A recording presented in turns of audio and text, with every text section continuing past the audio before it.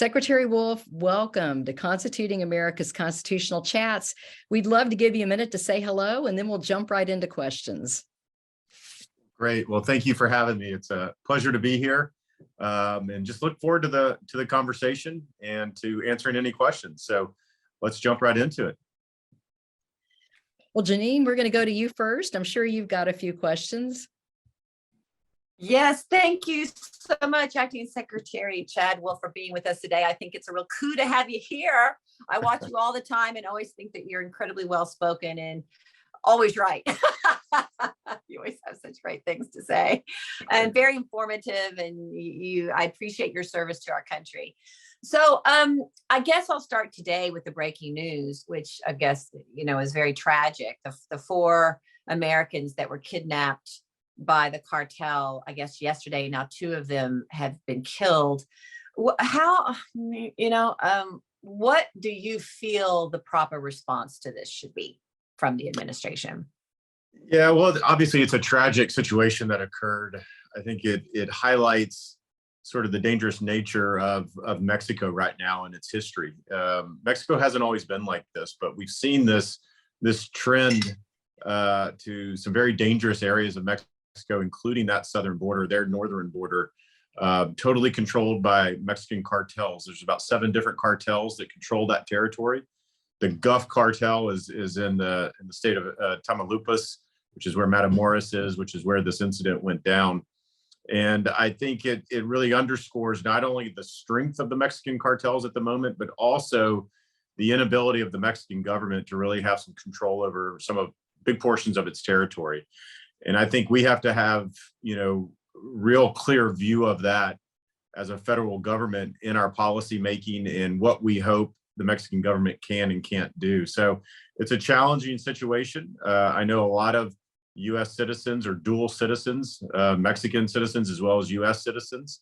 And there's a lot of that cross-border traffic that happens every day that you'll never hear about because it happens in a safe way. But that's not to diminish in any sense of the word the dangerous nature that portions of Mexico are. So I would encourage any U.S. citizens that are traveling there, do so with open eyes and try to understand your surroundings and what can go down. We've seen incidents like this happen in the past, so it's not unusual. It's not commonplace. So I don't want people to think that it happens every single day. Some of these are tragic incidents, but they do happen from time to time. So there's a variety of things the federal government should be doing in response to something like this, but it goes deeper than just this one incident. Obviously, what's going on down on the border, whether we talk about the human crisis that's going on, the security crisis that's going on, and just at the root of all, or the fentanyl crisis that's going on, at the root of all of this are the Mexican cartels. And so we as a federal government need to get serious about that. We need to start articulating the threat to the American people so that they understand what's going on down there. And then we're going to have to take some out of the box solutions, some solutions that may be uncomfortable to some people. But, as I like to say, I think we've admired this problem long enough. And that is the problem of the Mexican cartels. It's time to do something about it. We've shown that it can be done in other parts of the world, that we can take action to eliminate and to reduce threats to the American people. And this one's on our southern border. This one's here close at home, killing hundreds of thousands of Americans every single year through deadly narcotics. And I think it's time we get serious about it. Yes. Talk about, I want to ask a question about fentanyl, but before I get to that, let's step into this. We're a foundation about the Constitution. Yep. Whose responsibility is it to really fix this problem? I know the president always seems to be on the president's, but it's really Congress should be the ones. I mean, it's a little bit of both, isn't it? But I mean, what's your solution of the 1-2 step of how? I mean, I do think Congress is skirting their responsibility, and that's because it just becomes a political issue instead of an issue about what's best for Americans and even the people wanting to come into our country. It just doesn't seem fair to anybody. Yeah, so there's a couple of different solution sets when we talk about immigration, sort of writ large, right?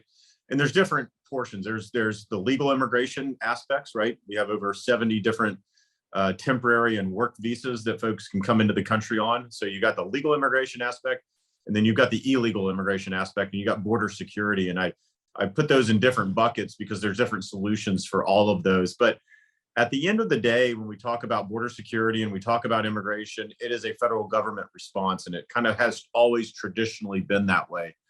And Congress, through passing different laws, and they've done this as a sort of a patchwork over the years, has given the executive branch and the president specifically, but also the Secretary of Homeland Security, innate authorities, unique authorities for them to take action on to help secure that border or to administer the immigration system.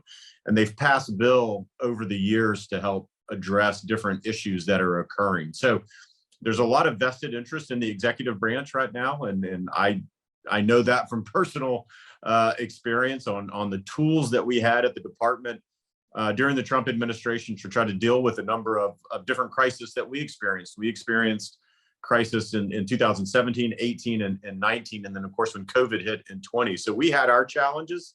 I would say they pale into comparison on some of the challenges that we're having today.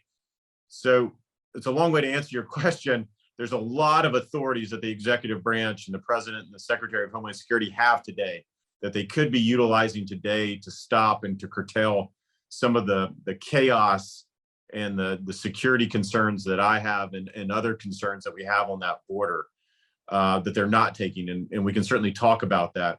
There are things that Congress could do. Yes, Congress can always pass more laws, right? They're very good at that. The question is, will more laws be effectively enforced? So you can keep passing more and more laws, but if you're not going to enforce them, or you're going to give different policy guidance to folks manning the border and doing certain, critical jobs, then I'm not sure that more laws help at the end of the day. But there are some gaps. There are some loopholes that Congress, if they chose to, could fix. But that's really not the impediment to securing the border today. And then, of course, there's different things that state governors can do. Governor Abbott, for instance, is doing a number of things because in his mind, and as he has stated publicly, he doesn't believe the federal government's doing enough to protect Texans in his case. And we saw Governor Ducey in Arizona before he left office do a number of things as well. I think he took a similar view. So at the federal level, at the congressional level, and then certainly at the state level, using governor's authorities, they can certainly take certain action. So it's really a patchwork, but I would say traditionally it's been the federal government.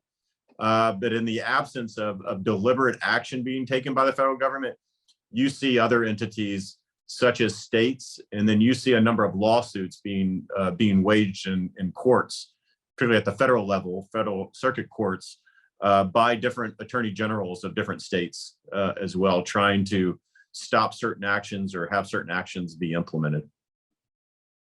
Yeah, it's become bigger than just people seeking asylum. That's somehow low, and it's like now it's become just they're endangered, and it's just a critical.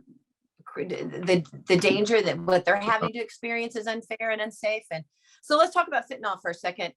We all talk about the fentanyl crisis and what's happening in the country, that they're permeating, and the mother that testified the other day lost both of her sons, and but all the people that are losing family and loved ones because of the fentanyl crisis. But there's something beyond that, I think, from my understanding, is in order to get the fentanyl in these pills, young students and adults as well are going online and buying drugs, opioids or painkillers or whatever it might be. They're able to buy them online and kind of appease this situation that's going on in their own struggles. And then they're getting the pills, the opioids or whatever they may be, that may be even sort of a legitimate drug for depression or this, and then they're laced with fentanyl. So it seems like that's what we need to focus on with the students, especially in adults. It's like, don't go online and why are you buying these drugs? And then they end up being laced with fentanyl. But we need to, it seems to me like we need to stop this ability to traffic it. Is there any way to impede the process of people going online to buy these drugs in the first place that just happen to be laced with fentanyl? Yeah, I mean, I think that's certainly one area to look at. And I think we've always had this concern, frankly, with any illegal narcotics, whether it's been heroin, right? We had that epidemic back in the late 80s and early 90s. And I think the demand side is always going to be a challenge, right? There's always going to be a demand for illegal narcotics one way or another. I think it's shifted over time with the internet and the ability to get things on the internet quicker.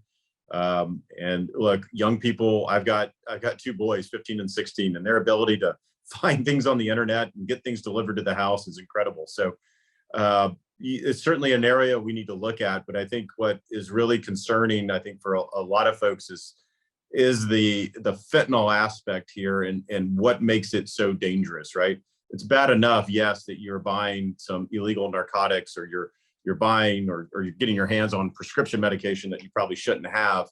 But then it's the ability to have those drugs turn so deadly in such a small amount that is almost untraceable or undetectable until something bad happens. That is worrying a lot of people because it's very hard to combat that on the front end. And so a lot of folks have focused over time to say, yes, the demand portion and the ability to buy some of this prescription drugs and other drugs over the internet, we certainly need to sort of ratchet down on that and find some solutions there. But where is this coming from? How does it get into the country? And how do we stop it at the source is also part of this, that's part of the problem and part of the solution to look at. So this is a crisis that is gripping the country right now. I mean, we had if you go back to the 80s and just say no, right? That was the campaign, I think, of under President Reagan, and the First Lady was very involved in that. There needs to be a similar campaign right now when we talk about this fentanyl crisis, because it's much more deadly, it's much more pervasive, and we need a whole of government approach to this crisis, not only from the demand side, but how it's getting into the country, whether you schedule it as a Schedule I narcotic. There's a variety of different things. How do you go after the cartels? This is a bigger problem than just simply cocaine coming from South America. And yes, that's bad enough. But this is more deadly in smaller amounts, and it's having a profound effect on our nation's youth specifically.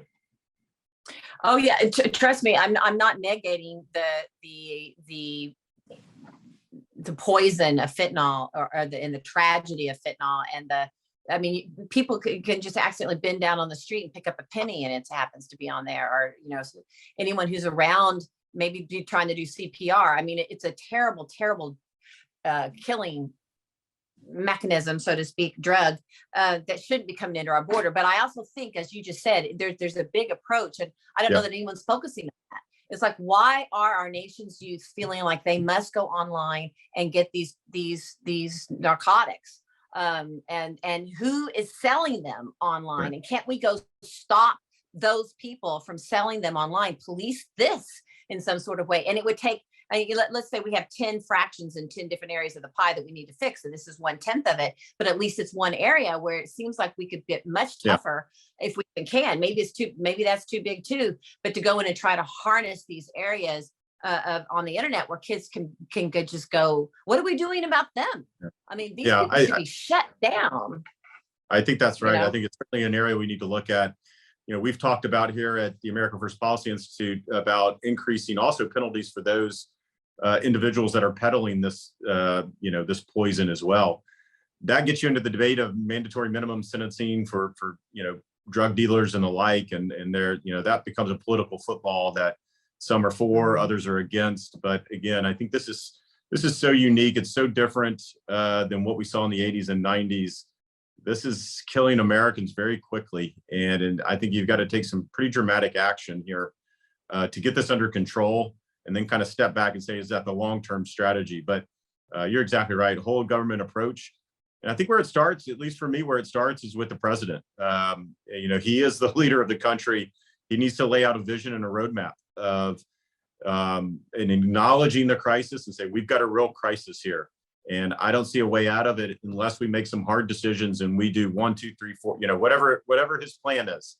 That is not only dealing with it at the source. So that's a Department of Homeland Security. It's a State Department because there's a China aspect to what's going on here. You can include the Treasury Department going after the cartels and some of their financial transactions, right? At the heart of all of this, whether we're talking about the human trafficking on the border, we're talking about the fentanyl that's coming across, the border. We're talking about the violence that, of course, you brought up at the beginning of this. It all goes back, and there's all a common denominator here, and that's the Mexican cartels. And we can continue to admire the problem, or we can literally attack the problem and shut some of it down. I don't think it's ever going to go away. It's not going to go away completely, but we can mitigate the how bad it is right now by taking some dramatic action.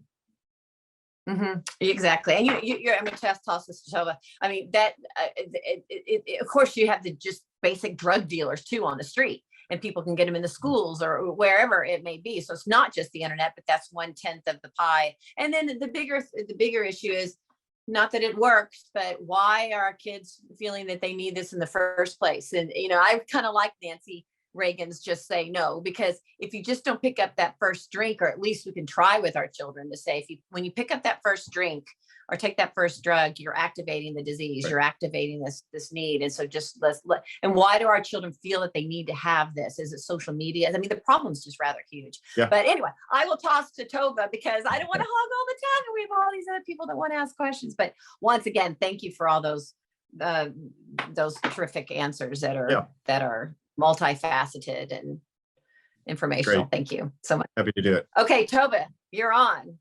Great, thank you. So I was wondering, could you explain a bit more about what makes this fentanyl crisis specifically different from past drug crises? Like, is there something different about the drug itself? Is it the magnitude of the problem we're seeing? What is your take on that? Well, it's certainly the drug itself, right? So there's some legitimate medical uses for fentanyl, but they have to be closely monitored by obviously professionals that are actually prescribing that for a variety of different issues. The issue with fentanyl specifically is that it's very difficult to trace. It's very difficult to, you know, if you look at a pill or you look at anything else, it's very hard to know whether it's laced with fentanyl to make it more potent, right? So what happens typically is these drug organizations are lacing whatever the drug might be with fentanyl to give it a more powerful effect, right? So you can dilute some of the original narcotic, lace it with fentanyl, and have a more profound impact. But it's very easy, obviously, to go overboard with that. And then that's where you get all the deaths and you get the overdoses and things of that nature. So I think what makes it unique is it's very easy to transport, right? We're talking little drops and so difficult to see with the naked eye. And that's why it's easy to smuggle. It's easy to move it around the country. It's very different than kilos of cocaine that are hard to move in big pallets and things of that nature. So I think the ability to transport it makes it easy. The ability, difficulty of actually seeing it on a pill or in a pill or laced is difficult until it's too late. So I think there's a number of things that are kind of all coming together to say that this is a real problem, and it has been. In 2018, the Trump administration, we took a look at this because this hasn't just come upon us. We've been looking at the fentanyl crisis now for several years, and we saw that a lot of the precursors for fentanyl were coming in from China, and they were coming in through express consignment here into the United States. So that's the FedExes, the UPS, DHL of the world. They were coming in. So we cracked down on that. We got Congress to pass a law. We were inspecting more and more. And what we saw over time is that simply shifted from coming in directly into the United States to going to Mexico. It's much easier to get that in from China through Mexico. And then the cartels are very efficient on getting some of that illegal narcotics across the border. And so that's why when I continue to talk about the cartels, that's what I mean is they are the pipeline right now for 90% of this fentanyl coming into the United States. And we need to get serious about that. But to answer your question, yeah, there are some unique properties of the drug itself that make it unique and difficult and deadly, for that matter, that we're currently facing. Yeah, thank you so much. And then are there any certain demographics that we're seeing are being disproportionately hit by this? For instance, like young versus old, or rural versus urban, or low income versus high income, or is it pretty evenly hitting America's population? Well, it's a good question. I would think if we talk about, fentanyl is a type of opioid, and there's a opioid crisis on top of the fentanyl crisis. So you got to really, you got to separate those two out. But certainly the opioid crisis probably hits rural America and some of the lower income folks a little bit more than the higher income. That's not to say that it's not there in upper incomes and higher income areas of the country.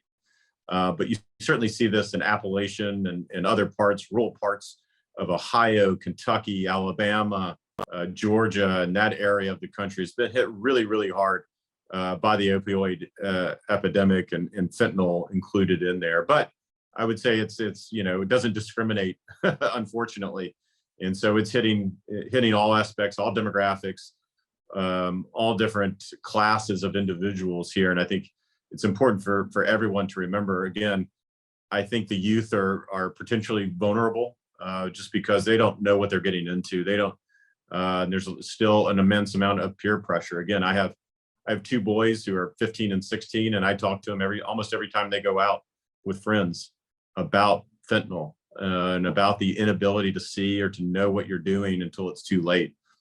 And so I think that's really the concerning thing here. It's one thing if you're going to do all these other drugs, whether it's cocaine, heroin, and all these are drugs that you have to take specific actions to do, right? You got to know what you're getting into, and you're making, it only takes that one time to pick up something or to take a pill just in a split second that has some devastating effects. And so I think it's hitting all classes and all demographics across the board. But I think again, the rural parts and the lower income folks are continue to be hit hard by this. Yeah, thank you. And then my final question before I pass on is what, talking about collaboration with the Mexican government, can you give an overview of, what diplomatic collaboration there exists between the Mexican government and the US, or, the governments of Central America? Have you seen a lot of mutual desire to work on this issue, or are we kind of stalled in diplomatic negotiations, or is that an approach even being taken? Oh, sure. Yeah, I think it's being taken probably every day. And before I talk about the political sort of diplomatic negotiations, a lot of our law enforcement agencies, and I'll certainly speak to the ones at DHS. So that's Homeland Security Investigations, that's ICE. We have a number of other law enforcement assets, and then it can go outside the department, like the DEA, Drug Enforcement Agency, the Bureau of Alcohol, Tobacco, and Firearms, ATF, and others. They all have liaison programs with their counterparts in the government of Mexico. I guess my concern is the government of Mexico it's close to a failed state. And that's hard to say because they're our neighbors to the south. We have an immense amount of economic integration, our economy with theirs. And so we need them to be strong. We need them to be a strong economy, a safe country, and they're just not at the end of the day. There are portions of their country that are not controlled by the federal government.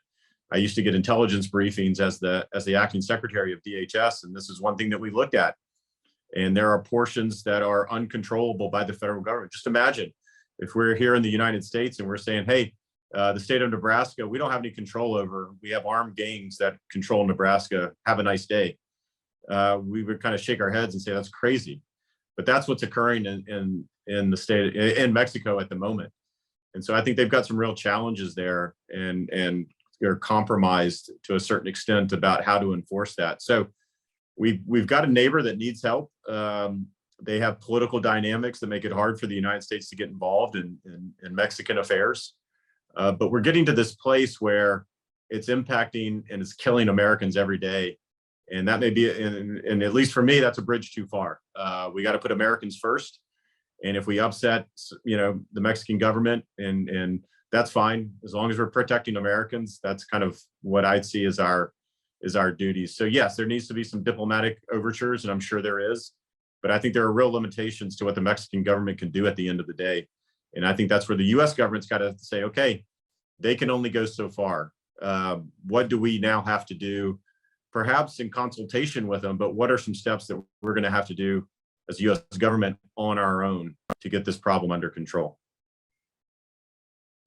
Well, thank you so much. I'll pass on to Wyatt. Yeah, all right.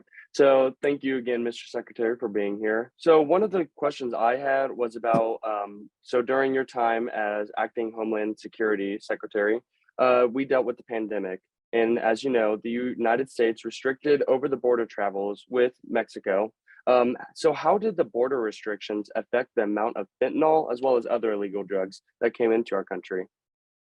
Well, it's a good question. I think that's one folks are probably still researching and trying to figure out. I think some of that cross-border traffic, it cut down on the way in which some of the illegal narcotics came into the country, right? So you didn't have a lot of vehicles coming through ports of entry like you do every single day. There's 35 different ports of entry along that southern border that handle hundreds and thousands, and in some cases millions of vehicles every single day coming across the border in those checkpoints, and a lot of those are smuggling drugs. And so during the pandemic, when we shut down that cross-border traffic because we were concerned about COVID, I think the cartels started to become a little bit more creative on how they get some of their illegal narcotics into the United States. We saw it definitely go down, right? The number of seizures that we were picking up, everything was trending downward. But that's not to say it was cut off instantaneously. So today you find that we detect most of the illegal narcotics at ports of entry. So these are, again, areas where we have cars or vehicles or pedestrian traffic coming through. But I would say we apprehend most of it there because that's where we have the technology. It's where we have the people. It's where we have canine assets.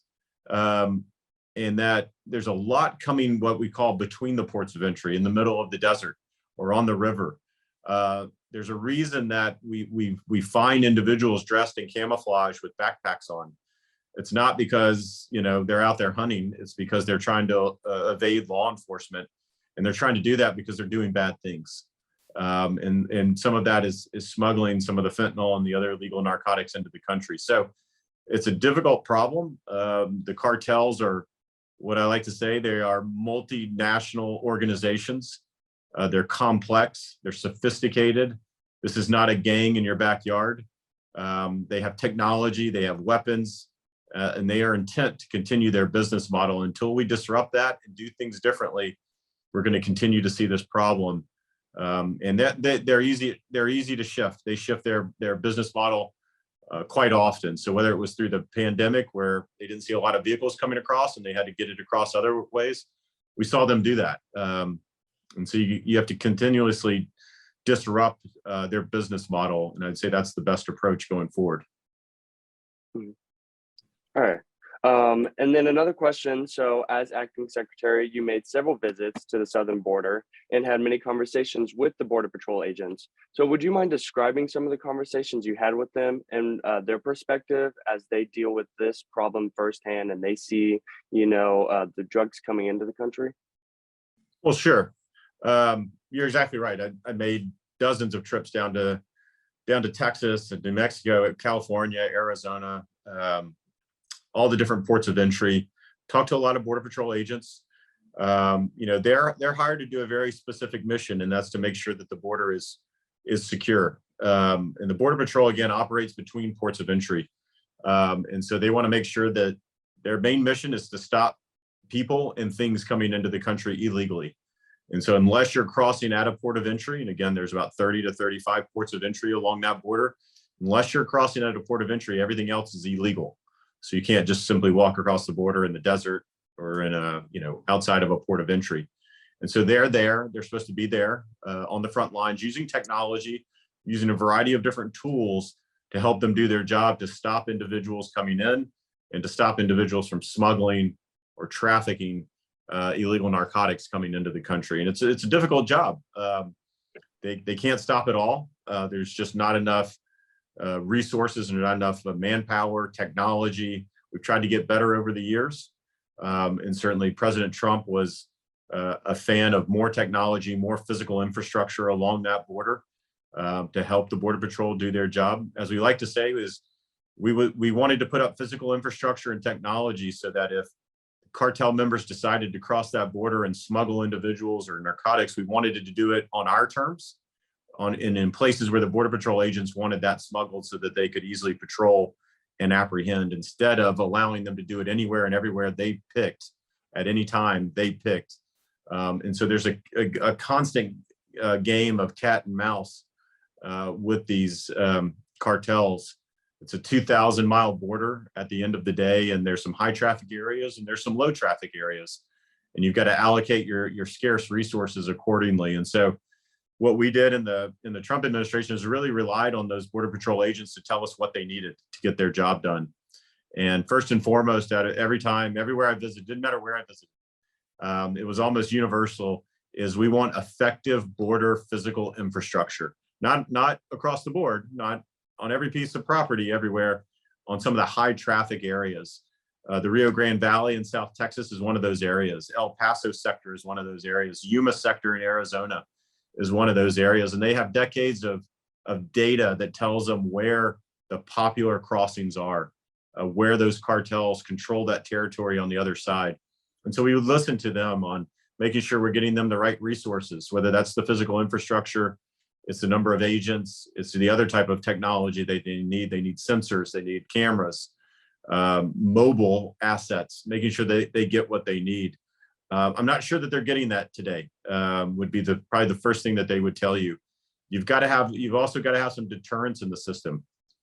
As I like to say, there's a reason I don't drive 100 miles down my neighborhood street, right? I could kill someone, which is terrible. But I would also, if I get pulled over by a police officer, I'd probably get my license taken away, which makes it more difficult for me to do my job and get around and do a variety of things. So I'm deterred from taking that specific action. There's no deterrence right now for individuals crossing the border illegally, whether you're a cartel member or anyone else, unless you have an extensive criminal record. There's no deterrence. They simply either turn you back or they release you into the country. And so if there's no deterrence, you're going to continue that behavior day after day, month after month. And every person, we need to keep in mind, every person that crosses that border is paying the cartel members anywhere between $5,000 and $15,000 and even higher in some cases. And so when we talk about how do we get the fentanyl crisis under control, and I talk about targeting the cartels, they're making millions of dollars every single week, not every single month, but every single week, millions of dollars that they want to continue this business model. And so they're able to put these proceeds back into their illegal narcotics business, which makes them the most money. And so if we're going to continue to basically fund the cartels, that's something that we need to have an honest conversation about. Well, and Secretary Wolf, I'm going to jump in because I know you've got another commitment today, and we just so appreciate your time with us and really learned a lot. And we want to thank you. And Janine, do you have any parting words for the Secretary? No, I just echo that. Thank you so much for your time. It's really amazing that you took the time to visit with us today, and appreciate all you've done for the country and that you continue to do. Thank you so much. Well, great. Well, thank you for what you guys do. And thanks for tackling this issue. It's a tough issue. There's not a lot of easy answers. Otherwise, we probably would already have done those. But I think it's an important conversation that we need to have as a country. So appreciate you guys highlighting it. Well, thank you. Okay. Thank you. And okay, thanks so much. Secretary Wolf mentioned the border, and we want to encourage our audience to stick around because we now have a very special guest who's on the front lines on the Arizona border. Is Clint Hickman, who is the chairman of Arizona's Maricopa County Board of Supervisors. And I think Aubrey's going to be pulling Chairman Hickman in. But for, hopefully our audience may be familiar with Maricopa County, the fourth largest county in the United States, 4.5 million people, and 2 out of 3 immigrants who come to Arizona are living in Maricopa County. So Clint Hickman has got quite a bit of experience with the fentanyl problem there in his county. Chairman Hickman is the vice president of sales and marketing at Hickman's Family Farms, Arizona's largest egg producer, which now houses 9 million hens in 3 states. And he's the former honorary commander of the 69th Fighter Squadron at Luke Air Force Base and active in many charitable and local government organizations, including serving on the Arizona Meth project, which addresses methamphetamine addiction. So Chairman Clint Hickman, welcome to Constituting America's Constitutional Chats, and I am sure that we've got some questions for you. Great. Well, it's nice to be here, and thanks for the invitation to get to speak to you. And just a few words that little part in my resume about being on basically the anti-meth board is the way I entered into public service. We have, yes, we have large farms here in Arizona, and for 25 years now, we have had a inmate work program. It's not work release, it's inmate work program. They come from the prison and they come back, and you start learning about them, you start learning about their families, and you also start learning about the wreckage that has occurred when it comes to illegal drug use.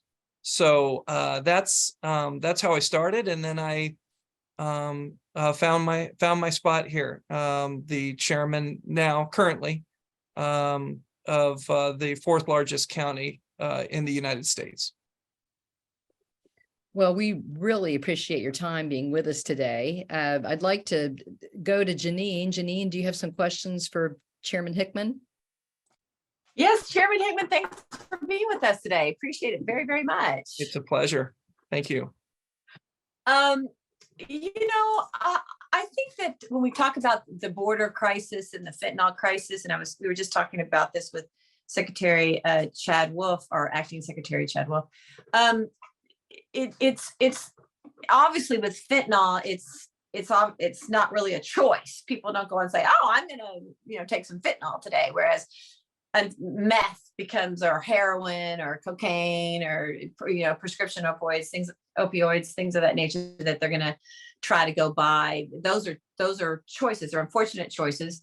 What are y'all doing in Arizona about educating the youth to just not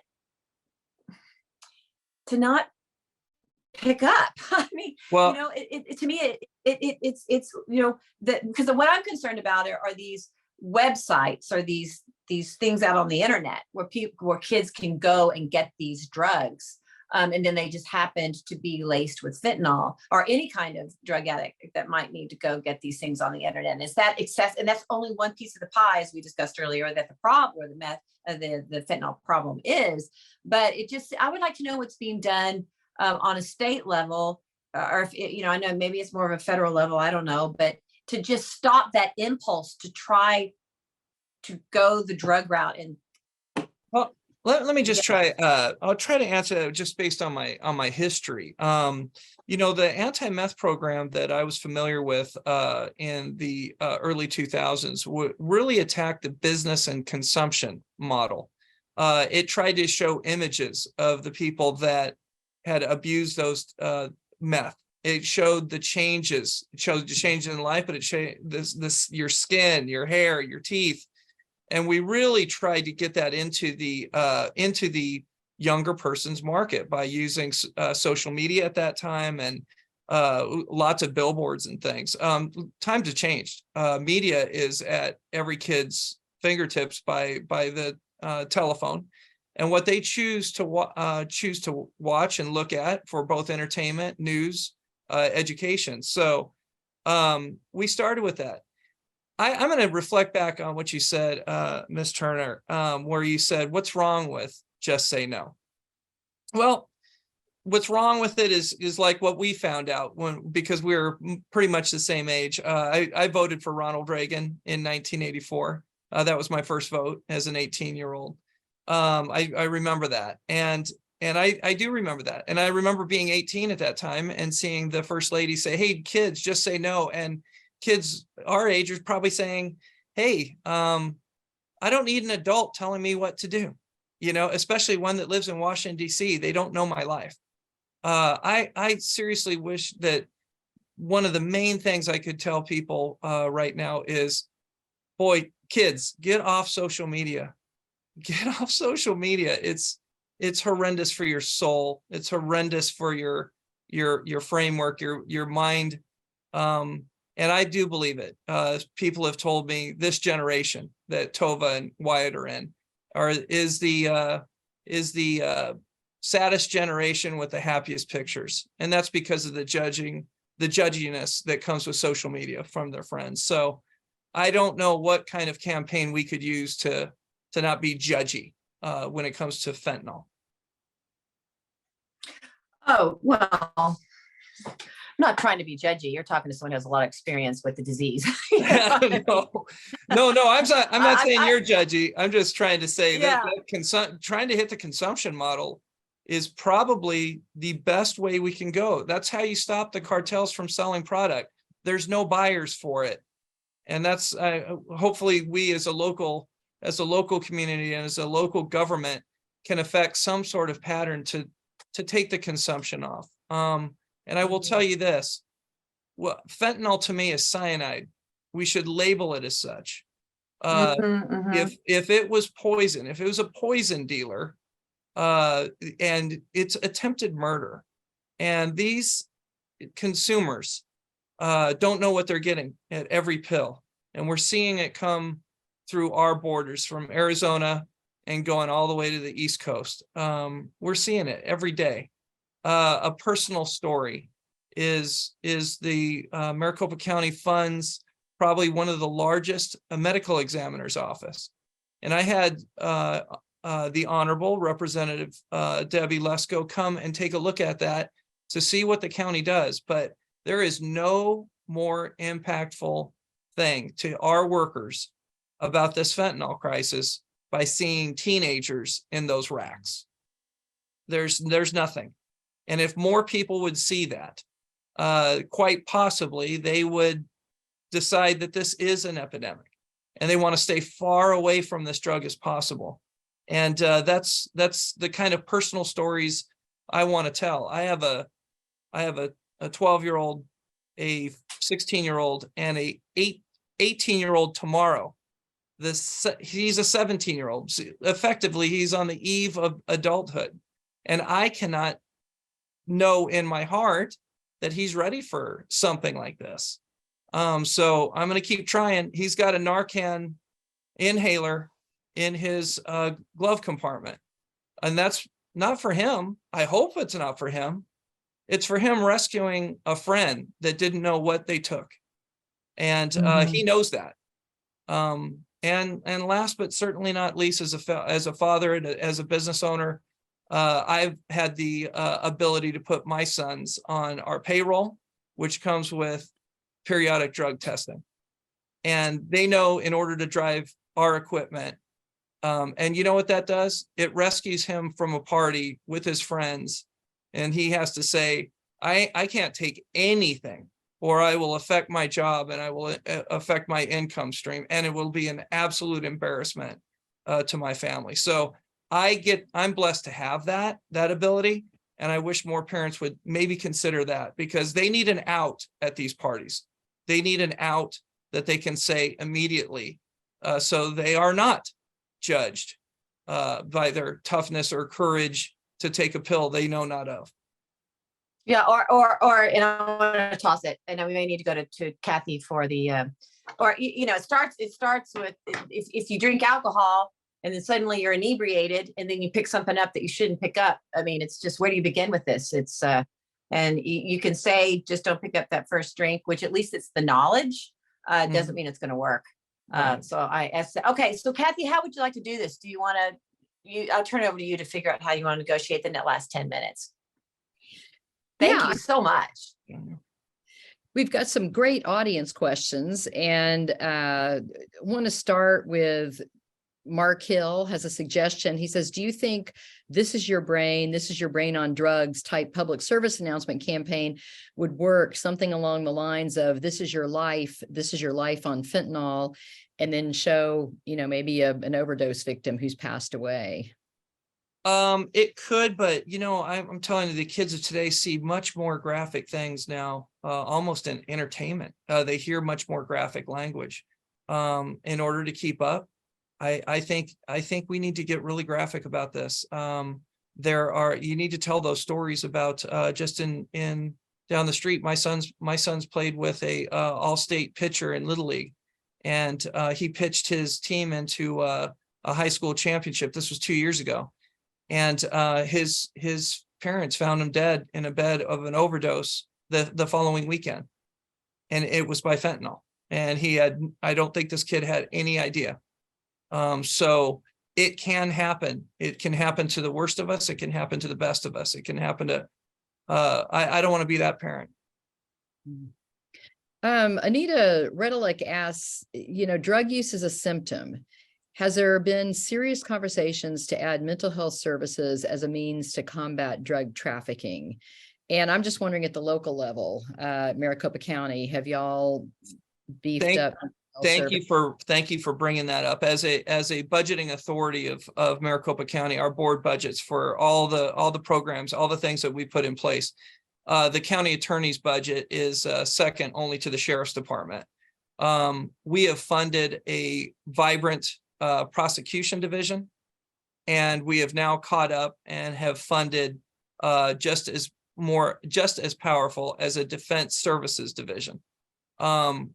We don't want to see a whole lot of justice involved people, but when we do, we want to prosecute them to our full ability with any crime that they have. But we also want to make sure that the underprivileged have a chance for a spirited and good defense. So we have that. County Attorney Rachel Mitchell is on the cusp of introducing a diversion program for justice-involved adults when it comes to drugs. I just heard about it from one of her deputies. We're hoping to roll it out soon, and understanding that if we catch you with the drugs, if you're a user, it's one thing. If you're a dealer, it's another thing. You're dealing poison, and we will make sure that we put you in jail. But if you're a user, we need to get you off that drug. We need to do whatever we can. It fits the economic model of people to come back, be a well-adjusted adult, parent, kid, and stay out of jail and get your life back. Well, thank you. And this question came in while Secretary Wolf was on, but I thought you might have some insight into it. Talking about the Mexican drug cartels, what can the U.S. do to alleviate the issues with the cartels? This is coming from Jonathan Nash. Jonathan asked, because they take place on the Mexican side, what specific recourse does the U.S. have? Is there more than just encouraging the Mexican government to clean it up? And just to add on to Jonathan's question, do you see specific, cartel activity going on in Maricopa County in Arizona?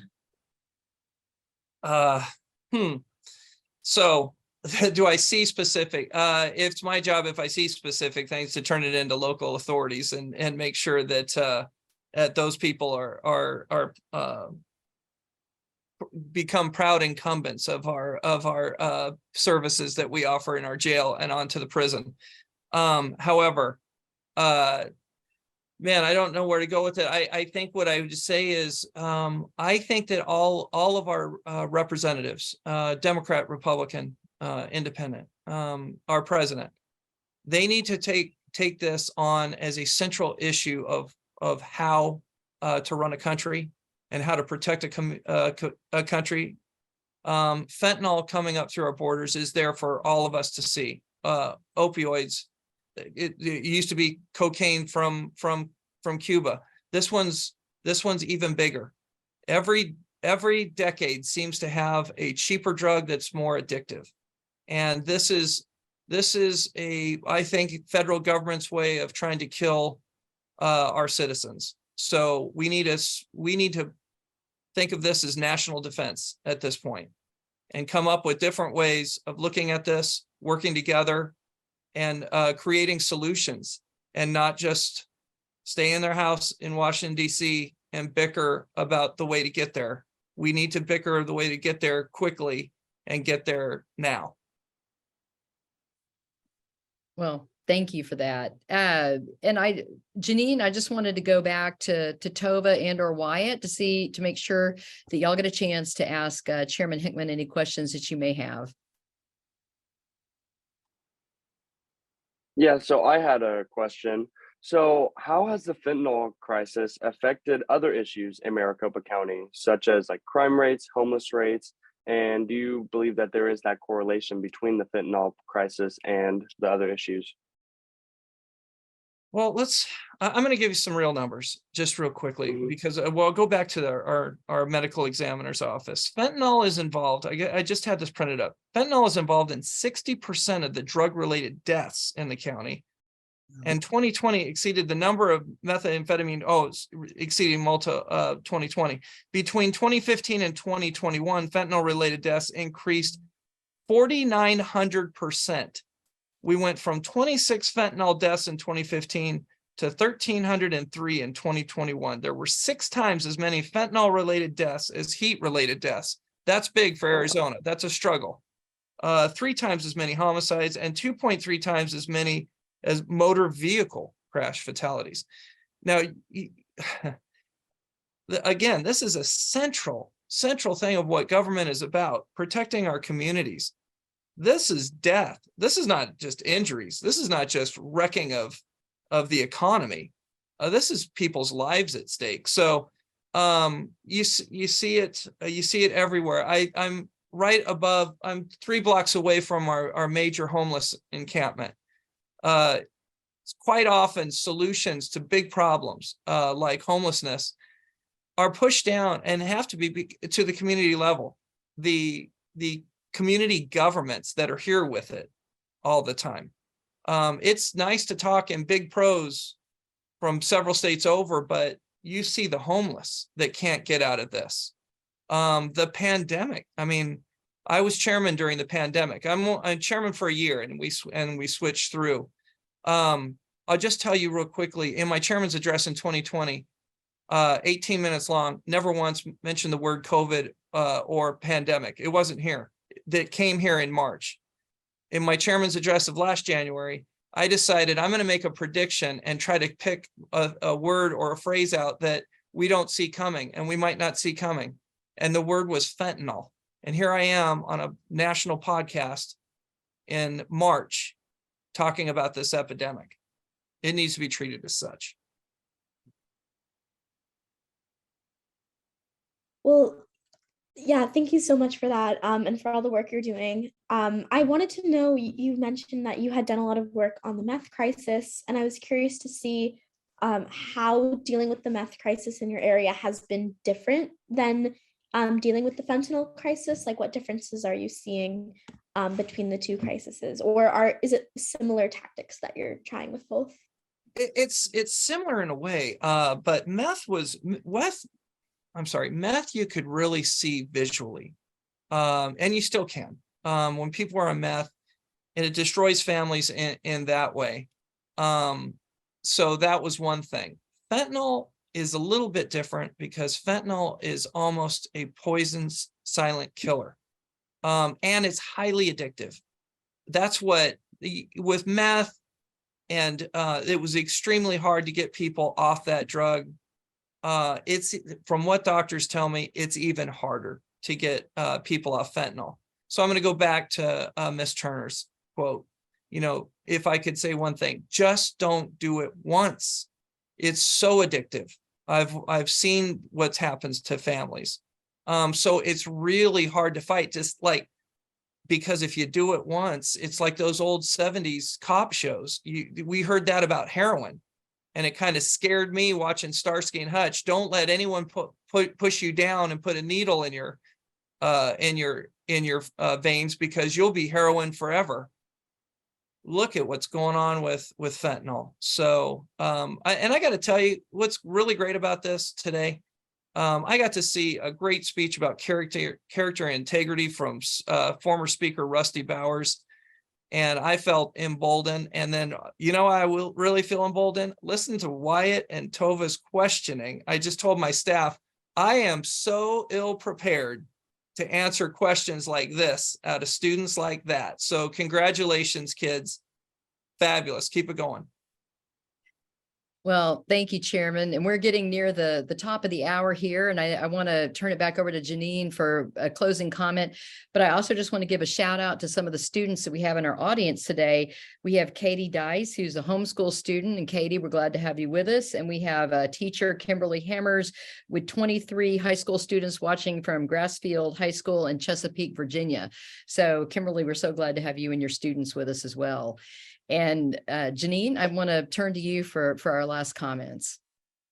Well, I echo Oh, did I mute? No, I echo what you said about Tova and Wyatt and Aubrey, because you just have so much hope when you listen to them, and it's so it's really special to have them on the show with us, and they inspire me every day. And Chairman Hickman, it was really a pleasure hearing your advice and your passion on this subject, and I appreciate it very much. And as I was listening to this, and I have a lot of personal experience, and I have a daughter, so I'm not speaking out of turn here, but what I think is interesting to me as I listen to this is what you said about social media. I mean, how detrimental social media is to the psyche of our nations. So I think that this fentanyl problem, in closing here, is holistic. It's not just, we have to get the fentanyl. It's a national crisis, like anthrax, right? We have to, it's a poison. We have to stop it. They can't keep coming in our country. What are we doing at the border? But it's just so much bigger than that. What is social media doing to our youth? And I do believe, not that it works, but why don't we say to our kids, you don't need to pick up that alcohol. It's like, just don't start. Don't open the floodgates. Don't activate a potential DNA lurking in there. It's like, how can we, how can we, what's missing in our society, though drugs and alcohol have always been a problem. What can we do from a holistic standpoint? Because no one's going out to buy fentanyl. Hey, I want to go out and buy some fentanyl today. People are going out and buying other drugs that happen to have the fentanyl. So to me, it's just like, how do we stop it on the web? How do we stop the drug dealers? It's just like this whole kind of holistic aspect of, about how to fix this problem. And I think you're lucky your son has to have a drug test, because he has to drive that tractor. and that he appreciates you and wants to stay with you and honors that. And I think we've lost a lot in our society. I don't know where it begins, but we've lost a lot. We've lost just that kind of honor, and I don't know, and where do we begin? But anyway, thank you so much for being on the front lines and fighting this. I appreciate you very much. Thank you for the invite. Thank you. And we invite everybody to come back next week. We're actually going to be talking about social media, so come back Tuesday at 2. That's right. Well, thank y'all, and thank you, Chairman Hickman. It was just a pleasure having you. So my pleasure again. Thank you for the invite. Keep it going, kids. Good job. Thank you. All right. Take care. Bye-bye.